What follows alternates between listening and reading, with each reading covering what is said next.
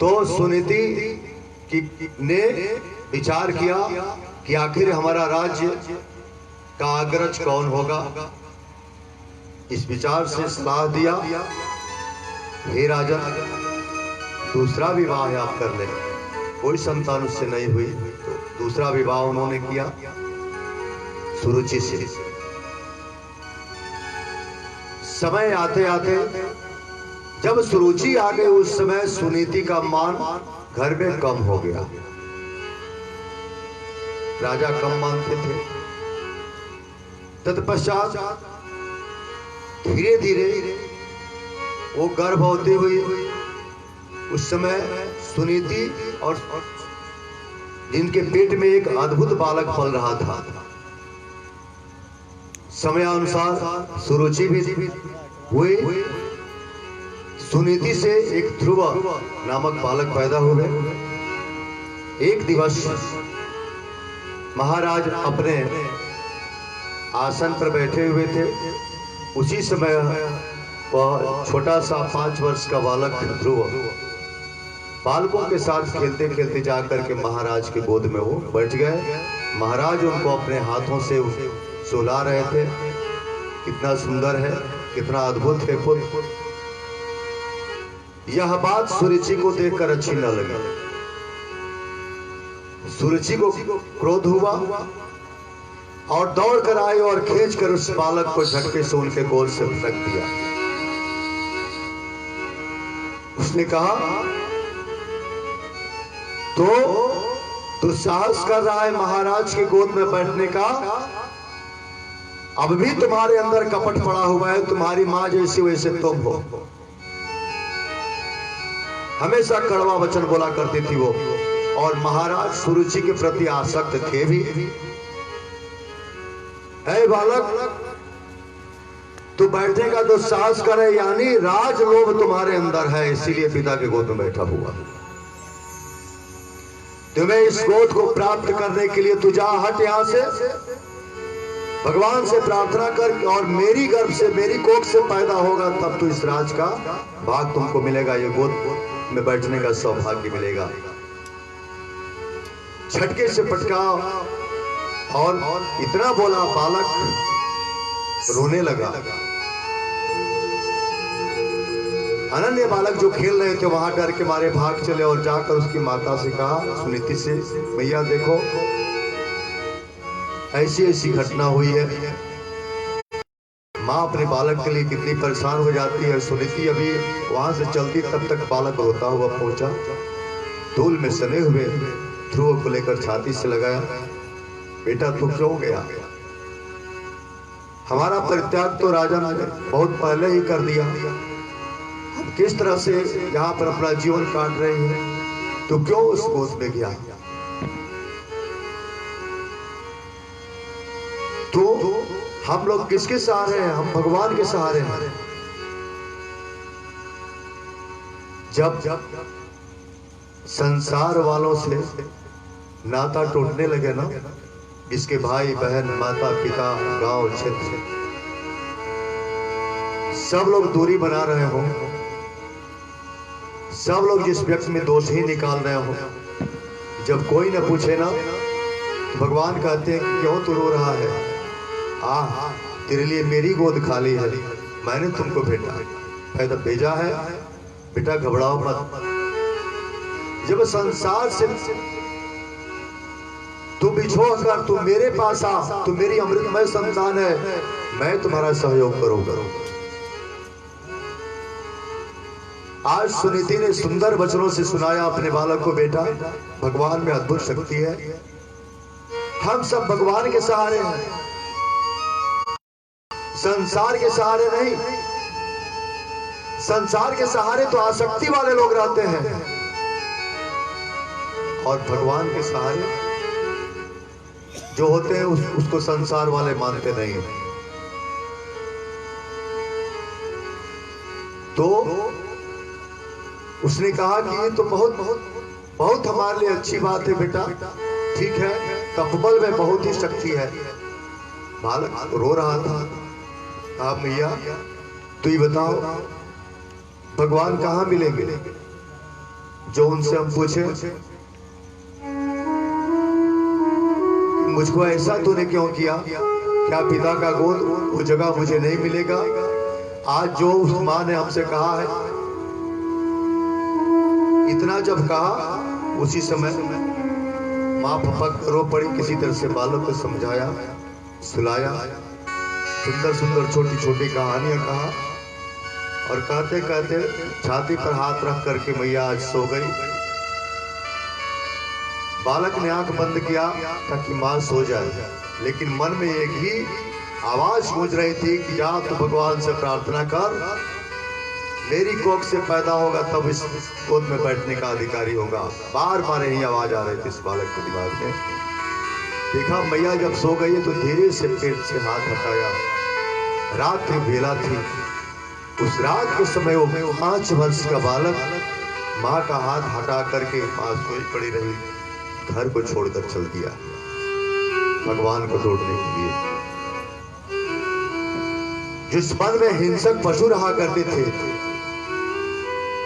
हिंसक पशु भी उस रोते हुए अद्भुत बालक को देख करके रास्ता खाली कर दिया करते थे, क्योंकि वो भगवान का नाम संकीर्तन, भगवान को ढूंढने के लिए, हे प्रभु, हे दीनानाथ, आप कहाँ मिलेंगे। हे भक्त वत्सल, मेरी मैया ने कहा है मैं आपकी प्रार्थना के लिए आ रहा हूं, आखिर आप मिलेंगे कहाँ जो मैं आपसे प्रार्थना करूं, आपसे मैं कहूं। इतना कहते कहते बालक बढ़ा जा रहा था, रो रहा था, हे वृक्ष, तू जानते हो मेरे भगवान को कहाँ मिलेंगे। ऐ लताओ, तुम बताओ भगवान कहाँ मिलेंगे। ऐ शांत स्वभाव बैठी हुई पक्षियों, थोड़ा जागृत अवस्था में आ जाओ और मुझे भगवान तक जाने का पता बता दो। ऐ वन में विचरण करने वाले वनचर जीवों, तुम लोग हमको देखकर अपना ये रास्ता छोड़ दे रहे हो। हम तुम्हारे सब निकट आ रहे हैं भगवान की प्राप्ति के लिए, पता पूछने के लिए, लेकिन तुम भी हमसे मुंह मोड़कर चले जा रहे हो। आइए थोड़ा सा 2 डेग हम भी ध्रुव जी के साथ चल चले वन में।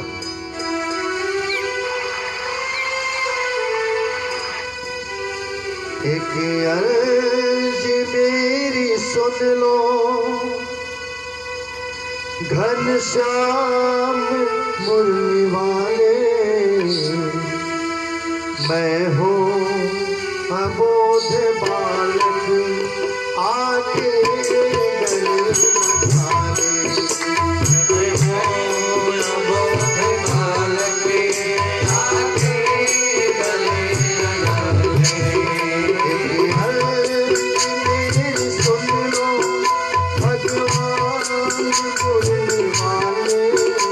मैं हूँ अबोध बालक, आके गले लगाने। मैं हूँ अबोध बालक, आके गले लगाने। मैं हूँ अबोध बालक, आके गले लगाने।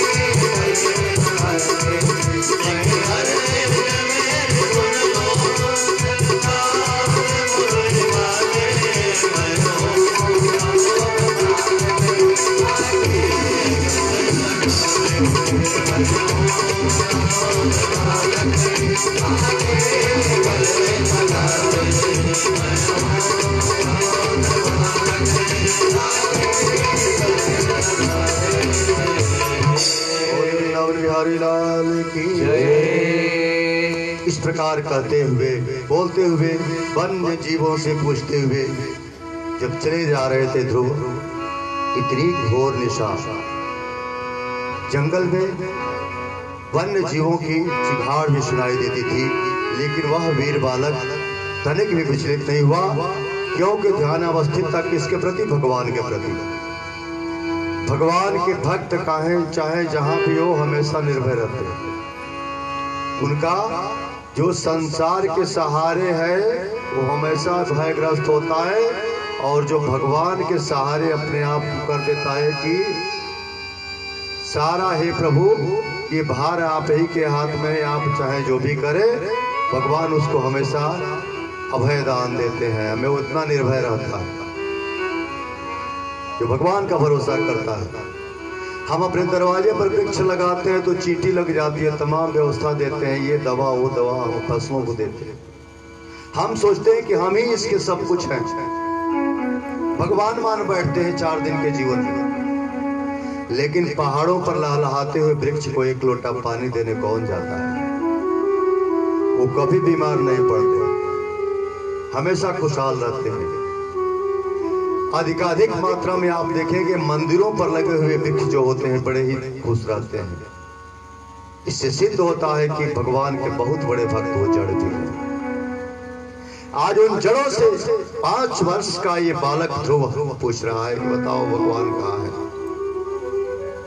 जो भगवान की भक्ति में लीन हो जाता है, भगवान की शक्ति तो वहां आना शुरू ही हो जाता है। शिवपुराण में भगवान भोलेनाथ ने कहा कि मेरे भक्त, मुझको तुम जिस वृक्ष को, जिस पत्थर को साक्षी मानकर एक लोटा जल गिराओगे ना, मैं वहीं प्रकट हूँ। घटघटवासी, कोई मूल स्थान मेरा नहीं है, मैं तो भक्तों के हृदय में निवास करता हूँ, जहां गिराओ वहीं मैं प्रकट हो गया हूँ। कुछ बालक लोग क्या करते हैं, जो भक्ति वाले बालक होते हैं, सुंदर सुंदर पत्थर दिखाई देते हैं तो रख करके पूजा करने लगते हैं, ये मेरे भगवान हैं, और भगवान उनको उसी से ऊर्जा देने लगते हैं। बहुत ताकत होती है। तो आज वृक्षों से पूछा, ऐसे पूछते हुए ध्रुव महाराज चले जा रहे थे। जो 5 वर्ष का बालक ध्रुव, उस समय अद्भुत एक फिर लीला हुई। क्या? आकाश मार्ग से देवर्षि नारद एक सुंदर ध्वनि देते हुए आ रहे थे। आइए इसी बहाने हमारा भी नाम श्रीमन नारायण नारायण नारायण, श्रीमन नारायण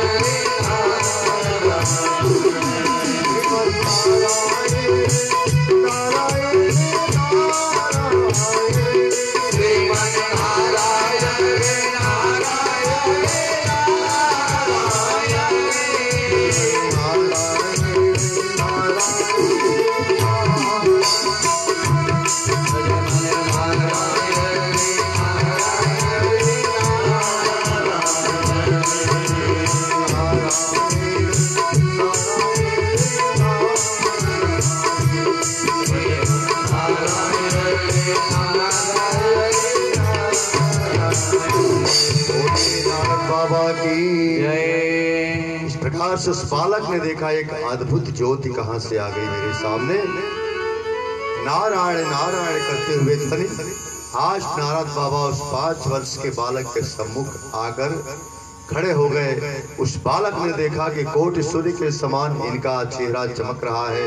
इस घोर दिशा में सुंदर पीतांबर झलक रही है और कितने सुंदर अधरों पे मुस्कान है, और अपनी वीणा को बजाते हुए भगवान नाम का संकीर्तन कर रहे हैं। कहीं यही तो नारायण नहीं है, यही तो भगवान नहीं है। आज बालक ने समझा कि समय हमारा सार्थक हो गया। देवर्षि नारद के श्री चरणों में प्रणाम किया, रोते हुए बोला कि प्रभु हम आपको ही ढूंढते ढूंढते इस घोर दिशा में पहुंचे। मेरी मैया ने ये बात कहा। नारद बाबा ने कहा बेटा मैं वो नारायण नहीं हूं, मैं तो नारायण का भक्त हूं। मैं नारायण नहीं हूं, मैं नारायण का भक्त हूं। तुम्हारी इस अद्भुत साहस को तुम्हारे संकल्प को देखकर आज उनकी कृपा हुई है। मैं इधर विचरण कर रहा था, मार्ग में तो नारायण का नाम लेकर हे भगवान कहाँ मिलोगे, वृक्षों से तो पूछ रहा है, इन वन्य पशुओं से पूछ रहा है, सब आत्माओं से तो कह रहा है। उन आत्माओं की पुकार जब मैंने सुना तो मैं उसी सहारे यहाँ चला आया। लग रहा है कोई उनका भक्त और भी परेशान है। हे बालक, तू तो बहुत छोटा है बेटा, तू एक काम कर। अरे मैया है कहती ये तो क्या हुआ बेटा, ये भक्ति का मार्ग बहुत ही कठिन है और तुम्हारी ऐसी अवस्था भी नहीं है जो तुझसे भक्ति हो पाएगी। बाल्य अवस्था में क्षुधा बहुत सताती है, बाल्य अवस्था में जो है तुम चल दिए हो, ये अवस्था तुम्हारे खेलने कूदने की है, ये भक्ति की के झंझट में मत पड़ो। उसने संकल्प किया, कहा कि हे प्रभु मेरा मार्ग अवरुद्ध न करिए। मैंने घर से संकल्प लिया है चलने को, मैया ने जो कहा है कि मेरी गर्भ से तो पैदा होगा तभी तो इस गोद का मालिक होगा, गोद में बैठने का अधिकारी होगा। नारद बाबा ने कहा बेटा तू नादान है ना, तू कहो तो मैं अभी चलकर तुम्हारे पिताजी से कह दूं, अभी तुमको गोद मिल जाएगा, तुम्हारे उस मैया को भी मैं समझा दूंगा। बालक हट कर दिया, बाबा मैं घर से ही चला तो सोचकर चला जब तक नारायण नहीं मिलेंगे मैं अनन्य बातों में आने वाला नहीं हूं। यदि आप नारायण का पता जानते हो तो हमको बताइए, वरना अब हम चल रहे हैं। आप चाहे जो कुछ भी कहेंगे हम वापस जाने वाले नहीं हैं, हम निश्चित रूप से जाएंगे। जानते हो तो बताइए, नहीं तो अव्यर्थ में हमारा समय न बर्बाद हो। मैं कहीं न कहीं उनको ढूंढूंगा, जब तक वो मिलेंगे नहीं तब तक मैं वापस नहीं जाऊंगा। नारद बाबा समझे कि बालक बड़ा हठी है, नारायण नारायण। हे बालक तुम्हारा संकल्प ध्रुव है, वास्तव में ध्रुव है। तो एक काम करो, जब तुम वापस नहीं जाओगे तो मैं तुमको युक्त बताता हूं। तुम यहां से सीधे चले जाओ वृंदावन धाम की तरफ। उस मधुबन में जाकर के सुंदर कलकल करती हुई उस यमुना की अद्भुत धारा प्रवाहित हो रही है, जहां भगवान लीला करते हैं और फिर स्मरण करते हैं। उस सुंदर हरे क्षेत्र में जाओ जहां हरा भरा वातावरण है, वहां हरी भरी घास है। ऐसे पावन भक्तिमय तीर्थ में जाकर के तुम भगवान की तपस्या करो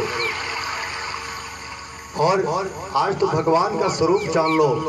वो चतुर्भुज है, शंख चक्र गदा पद्म धारण करते हैं, सुंदर मुकुट धारण करते हैं, कौस्तुभ मणि उनमें शोभा देती है, कमर में करधनी है और अधरों पे हमेशा मुस्कुराहट रहती है। जब ये छवि दिखाई दे तो समझ लेना वही प्रभु है, उनका मैं परिचय बता दे रहा हूँ। इसी तरह से वो मिलेंगे, इसी छवि में वो आएंगे, तुमको दर्शन देंगे। इस प्रकार से नारद बाबा ने और कहा, तुम किस मंत्र का जाप करोगे? तो जप करने का उन्होंने मंत्र दिया। आइए थोड़ा सा हम भी जप कर लें।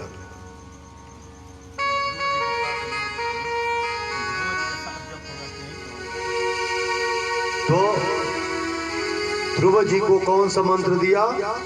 ओम नमो भगवते वासुदेवाय, ओम नमो भगवते वासुदेवाय, ओम नमो भगवते वासुदेवाय,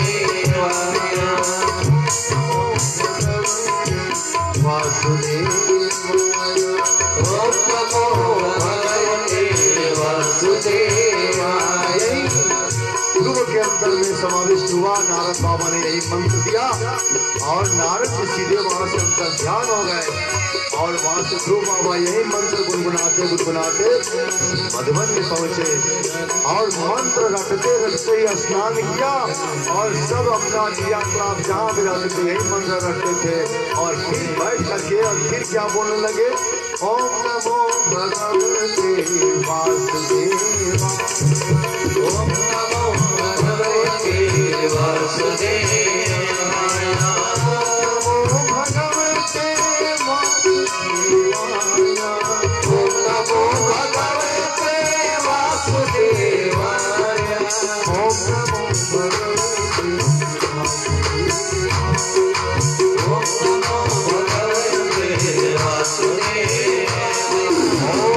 भगवते भगवते वासुदेवाय। इसी मंत्र का जाप किया, फलाहार पे रहने लगे। कुछ दिन के बाद पत्ता आहार बना, पत्ता पर रहने लगे, जबरदस्त तपस्या। कुछ दिन के बाद से वो भी छूट गया, सूखे पत्ते खा करके ध्रुव जी तप करने लगे। सूखे पत्र जब खाए शरीर कृष्ण हो गई थी, यानी दुबली पतली हो गई थी। उसके बाद से ध्रुव ने अपना अटल व्रत शुरू कर दिया। एक पैर पर खड़ा होकर के करवत होकर के नेत्र बंद करके उस चतुर्भुज भगवान की छवि बार बार जो नारद बाबा ने जो दिया था, संतों के द्वारा जो प्राप्त होता है मन, जो छवि बताई थी उसी छवि का ध्यान करते हुए ओम नमो भगवते वासुदेवाय द्वादशाक्षर मंत्र का जाप कर रहे थे। धीरे धीरे अपने श्वास वायु को कंट्रोल किया, रोक लिया। श्वसन क्रिया से गूंजने लगा वो अपने आप, मुंह बंद, आंखें बंद, हाथ उठा हुआ, एक पैर पर खड़ा। जब श्वसन को रोका उस समय देवताओं में घबराहट मच गई, देवलोक हिलने लगा। उधर लक्ष्मी भैया ने कहा कि प्रभु ये क्या अद्भुत लीला हो रही है। भगवान मुस्कुरा रहे थे, अभी उस अपने बालक को देख रहे थे। उसमें देवताओं में हाहाकार मच गया और देवता लोग जोर जोर से चिल्लाते हुए दौड़ पड़े। सबकी सांसें रुकने लगी कि प्रभु त्राहिमाम, प्रभु त्राहिमाम, रक्षा कीजिए, रक्षा कीजिए। ये पवन कैसे अवरुद्ध हो गए, पवन कैसे अवरुद्ध हो गए, क्या कारण है प्रभु, क्यों हम इतने परेशान हैं और कब इससे छुटकारा मिलेगा। भगवान ने मुस्कुराते हुए कहा, हे देव समूह, इस समय मेरा एक अनन्य भक्त जो मात्र 5 वर्ष का है, वह अटल तप में लग गया है और उसने अपना वायु वेग रोक लिया है। इसी के प्रभाव से ऐसा हो रहा है। सबकी घबराओ मत, मैं अभी दूर किए देता हूं। यही कहा करके भगवान सीधे वहां से उठे और उस चतुर्भुज रूप में ही भगवान आज जाकर ध्रुव जी के सामने साक्षात खड़े हो गए। बोलिए चतुर्भुज भगवान की जय। बार बार बोले, बेटा, अरे ओ बेटा ध्रुव, देखो मैं आ गया हूं, आंखें तो खोलो। ध्रुव रुके हुए थे। जब दूसरी बार बोला, बेटा ये आंख तो खोल, जो ही ध्रुव महाराज आंखें खोले, साष्टांग ध्रुव जी भगवान के चरणों में पड़ गए। साष्टांग सीधे वो शरीर पड़ी उनके चरणों में। भगवान ने उनको उठाकर अपने हृदय से लगाया। अब ध्रुव जी परेशान हो गए कि भगवान से मैं कहूं तो क्या कहूं, कैसे बोलूं। भगवान समझ गए कि इसको कुछ सूझ नहीं रहा है। वो शंख चक्र गदा पद्म, वो सुंदर मुकुट, कौस्तुंबड़ी, कमर में करदनी, पीतांबरी, ये सब यज्ञों पवित्र सुंदर, ये सब कुछ देख करके आज ध्रुव जी चकित हो गए। मुख अवरुद्ध हो गया, वाणी ही नहीं निकल रही थी। भगवान ने समझ लिया, भाप लिया, बस। भगवान ने क्या किया, अपना शंख उनसे स्पर्श करा दिया, उनके सिर से, मुख से। जो शंख स्पर्श किया, वेद वेदांत के ज्ञाता हो गए, उनकी बुद्धि खुल गई। जो सोचते थे कि भगवान की मैं स्तुति किस मुख से करूं, कैसे कहूं, कौन सी वाणी को आज भगवान की सुंदर स्तुति किया ध्रुव जी ने। भगवान उस स्तुति से प्रसन्न हुए और कहे बेटा तुमको मैं, तुम्हारी जो कामना है वो कामना तो पूरी होगी। तुमको अनन्य भक्तों में सर्वश्रेष्ठ स्थान में ध्रुव पद दूंगा। जा तो अखंड कई हजार वर्षों तक राज्य पर आसीन रहेगा, तुम्हारी प्रजा सुखी रहेगी। जाओ, तुम्हारे वही पिता, तुम्हारी वही माता तुम्हारी राह देख रहे हैं। बहुत बड़े ज्ञानी हुए ध्रुव। आज वो 5 वर्ष का बालक उधर चला तो सारी बात नारद बाबा उधर पहले से ही पूरा कर दिए थे कि आपके वो बालक की अवस्था है। क्योंकि जिस समय ध्रुव के गोद से उत्तानपाद की गोद से सुरुचि ने खींचकर ध्रुव को हटाया था तो उस स्त्री के प्रेम में आसक्त होकर उत्तानपाद कुछ बोल नहीं पाए, लेकिन उनका भी मन घायल हुआ था। घायल मन से करे तो क्या करे, मंत्रियों से बार बार कहते थे कि मेरा वो पुत्र मेरी आंखों के सामने उसको अपमानित किया गया और चला गया, मैं क्या करूंगा। आज वो इतने बेचैन थे जब सुने कि अब 6 महीने तक जो तपस्या करके वो 5 वर्ष का बालक आया, आज बाजे गाजे के साथ सुंदर उत्सव, सुंदर सुंदर अप्सराएं नृत्य करती हुई महाराज उत्तानपाद के पीछे पीछे महाराज रथ लेकर आगे बढ़े अपने पुत्र को लेने के लिए, और वही माता सुरुचि भी चल पड़ी साथ में। सभी लोग गए, सबके मन का वो भाव उनके प्रति आसक्त हो गया ध्रुव के प्रति, और उस बालक को महाराज उत्तानपाद लेकर आए। समयानुसार सुरुचि भी बहुत पश्चाताप कर रही थी, सुरुचि ने भी बहुत आदर दिया, और समयानुसार आज ध्रुव को राज सिंहासन पर आसीन करके तब को चले गए उत्तानपाद। ध्रुव ने खंड राज्य किया। उनके सुरुचि से एक और पुत्र पैदा हुए थे जिनका नाम था उत्तम। उत्तम जो है यक्षों की नगरी में चला गया, जहां यक्ष गंधर्व वगैरह नृत्य संगीत गान कर रहे थे। उसमें यक्षिणियों के प्रति जब उत्तम आसक्त हुआ, उस समय यक्षों से उत्तम का युद्ध हुआ, भयंकर युद्ध हुआ। भयंकर युद्ध में यक्ष जो थे अजय माने जाते थे, बड़े संगीतकार थे, वो हमेशा प्रसन्न रहते थे और देवताओं को सबको प्रसन्न रखते थे, लेकिन अजय थे वो, उनको कोई जीत नहीं पाता था। आज उत्तम को यक्षों ने मार दिया। जब गंधर्वों द्वारा, यक्षों गंधर्वों द्वारा जब वो मारे गए, ये ध्रुव का पता चला कि मेरे भाई को यक्षों ने मारा है। उस समय ध्रुव वहां आक्रमण कर दिया। दोनों तरफ से घमासान युद्ध हुआ और युद्ध में तमाम यक्ष भी मारे गए। उसके बाद से यक्षों द्वारा फिर ये अपने आप को गिरे जब देखे तो इन्होंने नारायणास्त्र उठाया लिया। जब ये उठाए उस समय यक्ष भय से कंपित होने लगे और सृष्टि कांपने लगी कि अब तो पूरी सृष्टि ही नहीं बचेगी। यक्षों ने अपना शस्त्र रख दिया और सब भय से भगवान की स्तुति करने लगे।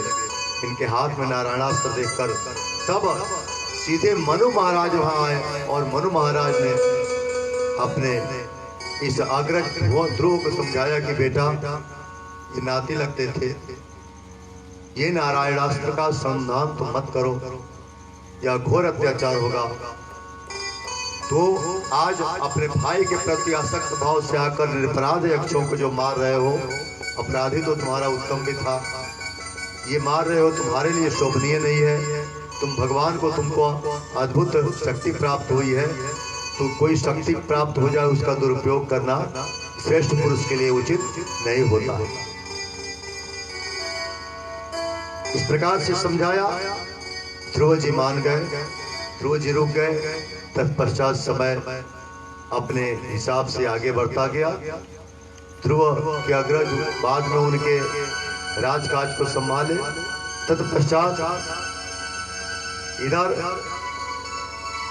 अब समय आया, वृद्धावस्था को जब प्राप्त हुए तो ध्रुव जी महाराज के लिए सीधे भगवान विष्णु के पार्षद सुंदर एक विमान, चमकीला विमान लेकर आए।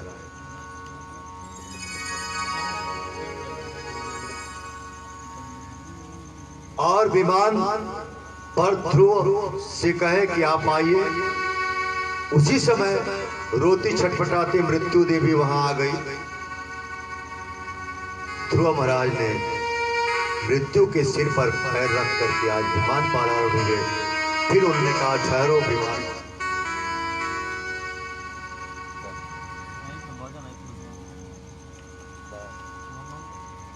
तो जब विमान लेकर आए, तब विमान पर जब आरूढ़ हुए, उस समय थोड़ा सा ठहरे और कहे कि ठहरिए, अभी मेरी माँ कहाँ है। उनको माँ की याद आई कि मैं तो स्वर्ग को जा रहा हूं, लेकिन मेरी माँ यहाँ न छूट जाए।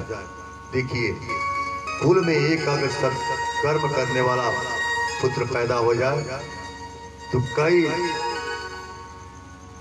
जो है पुत्र तक वो पवित्र किए देता है। माँ को जब ढूंढा, पार्षदों ने कहा कि महाराज ध्रुव, आप क्यों परेशान हैं? वो आगे वाला विमान देखिए, आपकी माता का जा रहा है। आपसे पहले आपकी माता का विमान है, वो देखिए। माँ को उस विमान पर आरूढ़ देखकर ध्रुव महाराज ने प्रणाम किया, बहुत प्रसन्नचित्त हुए और उसके बाद से विमान जाने लगा। मैं तो जपो नाम संकीर्तन का ये नाम है, यानी नाम संकीर्तन ध्रुव पद मिल गया। आइए फिर आप भी नाम संकीर्तन कर लीजिए भजन के माध्यम। दयालो दया करो, कृपालो कृपा करो। मैं तो जपो सदा तेरा नाम, दयालो दया करो। मैं तो जपो सदा तेरा नाम, दयालो दया करो। मैं तो जपो सदा तेरा नाम, दयालो दया करो। मैं तो जपो सदा तेरा नाम, दयालो दया करो।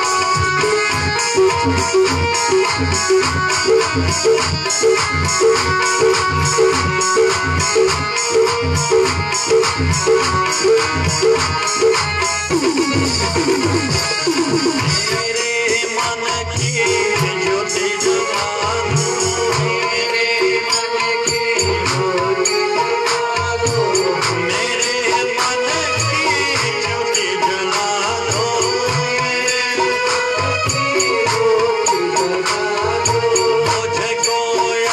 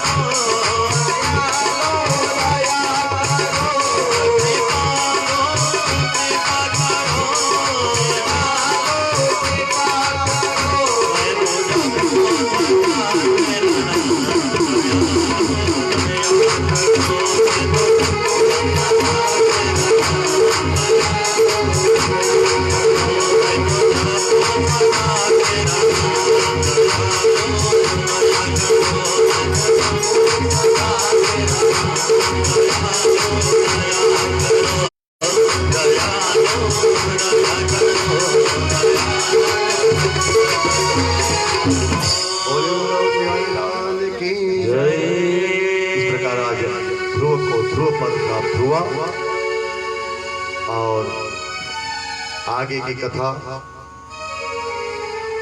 नाम महिमा के अंतर्गत हिरण्याक्ष आया। तत्पश्चात हिरण्याक्ष का वध 12 भगवान ने किया। हिरण्याक्ष मही को धरती को लेकर पाताल में चला गया। बल से उन्मत्त था और अपने लिए वीर ढूंढ रहा था। कोई है पूरे ब्रह्मांड में जो मुझसे युद्ध करे। उसके शरीर में बार बार पीड़ा हो रही थी। वह चलते चलते हिरण्याक्ष पहुंचा विभावरीपुरी। विभावरीपुरी जो वरुण जी की राजधानी थी। वरुण जी की राजधानी विभावरीपुरी में पहुंचा। वरुण जी ने देखा तो पहले ही वो कांप गए, ये विशालकाय। उसके बाद से आगे बढ़ा तो नारद बाबा जा रहे थे। कहा पंडित इधर सुनो। बोले नारायण नारायण क्या मुझको बुला रहे हो? उसने कहा चल मुझसे एक हाथ युद्ध कर। बोले नारायण मुझसे और युद्ध? अरे तुम हो बलवान, मैं हूं ज्ञानवान। तुम्हारा मेरा मामला तो दो तरह का है। तुम बल में उन्मत्त हो रहे हो और मैं ज्ञान की खोज के लिए निकला हूं। कहा कि देखो यहाँ उपदेश मत दो, पहले हमसे युद्ध करो। अब नारद बाबा का सांस फूलने लगा। कहे कि देखो ऐसा है ना, तुम ध्यान दो नारायण, तुम जो है हमसे युद्ध की बात मत कहो तो तुम्हारे लिए मैं पहलवान की व्यवस्था कर दे रहा हूं। मैं लड़ूंगा नहीं लेकिन लड़वाने की क्षमता रखता हूं, घबराओ मत। अब जब नारद जी ने कहा तो बोला कहा है तुम्हारा पहलवान, तो घबराओ मत तुम बलवान, मैं ला रहा हूं अभी तुम्हारा पहलवान। इसलिए आज नारद बाबा जब आगे बढ़े तो उधर से गए, प्रभु अब क्या होगा? हमारे जैसे लोग की हड्डी पसली एक कर देगा। आप व्यवस्था बनाइए। उसके लिए भगवान ने 12 अवतार लिया। आज 12 भगवान आए और 12 भगवान जाकर उससे युद्ध किए। युद्ध में 12 भगवान ने उसको एक ही हाथ दिया, इतने में वो उसका काम तमाम हो गया। बोलिए 12 भगवान की। अब जो है देवता लोग जो है इतने उससे कांप गए थे, पहले से ही डर गए थे कि हम स्तुति करें इनकी तो कैसे करें। हाथ से एक के बार मारे हैं, पता नहीं वो मरा है कि थोड़ा बहुत अभी सांस चल रहा है। अब उनमें कोई डॉक्टर जाएगा देवताओं का तब तो बताएगा कि कैसा मामला है। तो देवता लोग स्तुति कर रहे थे भगवान की, लेकिन इस प्रकार की स्तुति कर रहे थे कि बारह का भी उसमें मतलब उसकी निंदा न हो। कहीं वो पड़ा है या कहीं इनके बाद वो फिर आ जाएगा तो हम लोग की मरम्मत करेगा कि हमको मरा हुआ जानकर तो लोग क्या कर रहे थे। तो शंका में थे। भगवान ने फिर उसको, भगवान को देखकर मुस्कुराहट आई। भगवान मुस्कुरा रहे थे कि वाह। धीरे धीरे देवता लोग वहां आए और उसको थोड़ा सा स्पर्श करके हिला कर देखे कि ये जीवित है कि मरा है। उसके बाद थोड़ा सा और तेज डोलाए, पलटने का प्रयास किए। जब देखे पलट के सचमुच मर गया है, तब खुलकर भगवान का स्तुति करने लगे। तब कोई बात नहीं थी। ये वराह का उद्धार हुआ।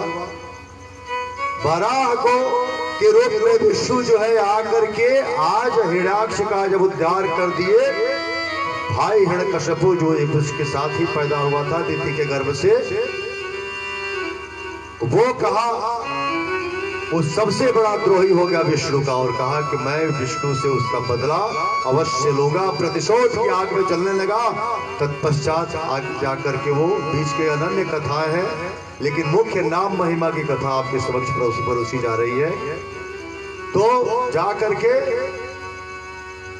तप करने लगा, ब्रह्मा की तपस्या करने लगा। तप कर रहा था, उसी समय उसकी जो पत्नी थी कयाधु, उसके पीठ में बच्चा था। इंद्र ने कयाधु का हरण कर लिया, मारने के उद्देश्य से ले जा रहे थे। तब तक नारायण नारायण करके आज नारद बाबा वहां भी आ गए। नारायण, अरे देवराज ये कैसा घृणित काम आप करने जा रहे हैं? अरे कोई है नहीं, उसकी पत्नी का अपहरण करके ले जा रहे हैं, आपको ये शोभा नहीं दे रहा। देवराज ने कहा कि देवर्षि देखिए, मामला शोभा है कि नहीं है इसका नहीं है, मामला आगे की सोचना है। आप जानते हैं कि हमारी गद्दी हमेशा खतरे में रहती है, इसलिए पहले से उसके बारे में हम चिंतन किया करते हैं। ये जानते हैं बहुत बड़े राक्षस की पत्नी है ये, और इसके पेट में जो पल रहा है ना, जो वो तपस्या करने गया है, यही अवसर मिला है। इतना भयंकर वो राक्षस था तो उससे भी भयंकर ये पैदा होगा।